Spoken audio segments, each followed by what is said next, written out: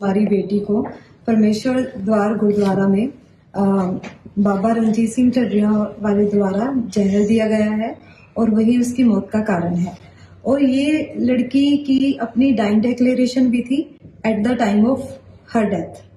तो उसने ये सब अनाउंस किया था मरते हुए, तो जिसकी वजह से पूरे परिवार ने बहुत प्रोटेस्ट भी किया था, लेकिन परिवार को बहुत ज़्यादा डराया गया और कुचल दिया गया उस टाइम और आगे नहीं आने दिया गया।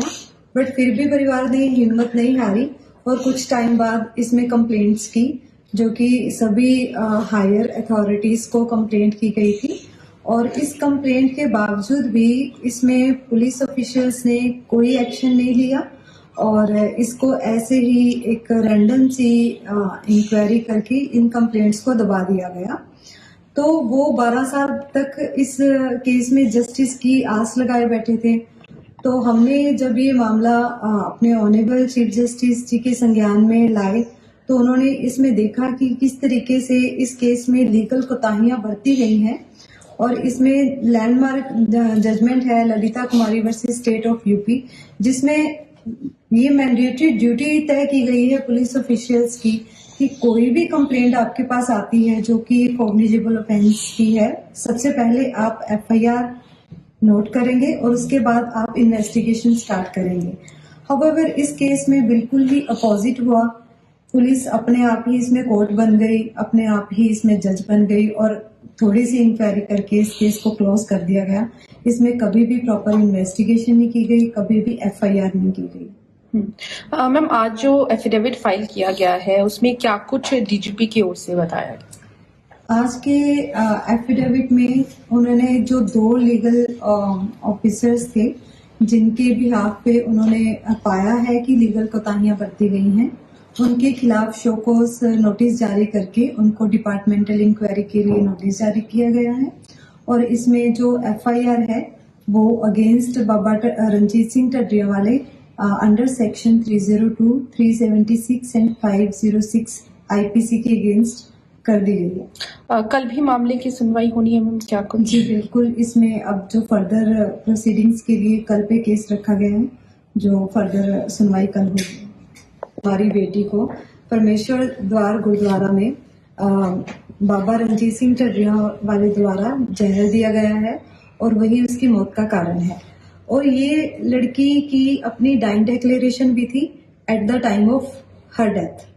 तो उसने ये सब अनाउंस किया था मरते हुए, तो जिसकी वजह से पूरे परिवार ने बहुत प्रोटेस्ट भी किया था, लेकिन परिवार को बहुत ज्यादा डराया गया और कुचल दिया गया उस टाइम और आगे नहीं आने दिया गया। बट फिर भी परिवार ने हिम्मत नहीं हारी और कुछ टाइम बाद इसमें कंप्लेंट्स की, जो कि सभी हायर अथॉरिटीज को कंप्लेंट की गई थी।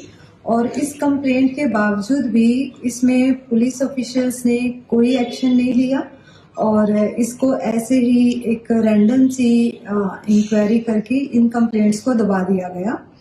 तो वो 12 साल तक इस केस में जस्टिस की आस लगाए बैठे थे। तो हमने जब ये मामला अपने ऑनरेबल चीफ जस्टिस जी के संज्ञान में लाए, तो उन्होंने इसमें देखा कि किस तरीके से इस केस में लीगल कोताहियां बरती गई हैं और इसमें लैंडमार्क जजमेंट है ललिता कुमारी वर्सेस स्टेट ऑफ यूपी, जिसमें ये मैंडेटरी ड्यूटी तय की गई है पुलिस ऑफिशियल्स की कि कोई भी कंप्लेंट आपके पास आती है जो कि कॉग्निजेबल ऑफेंस की है, सबसे पहले आप एफआईआर नोट करेंगे और उसके बाद आप इन्वेस्टिगेशन स्टार्ट करेंगे। हाउएवर इस केस में बिल्कुल ही अपोजिट हुआ। पुलिस अपने आप ही इसमें कोर्ट बन गई, अपने आप ही इसमें जज बन गई और थोड़ी सी इंक्वायरी करके इस केस को क्लोज कर दिया गया। इसमें कभी भी प्रॉपर इन्वेस्टिगेशन नहीं की गई, कभी भी एफआईआर नहीं की गई। मैम, आज जो एफिडेविट फाइल किया गया है उसमें क्या कुछ डीजीपी की ओर से बताया गया?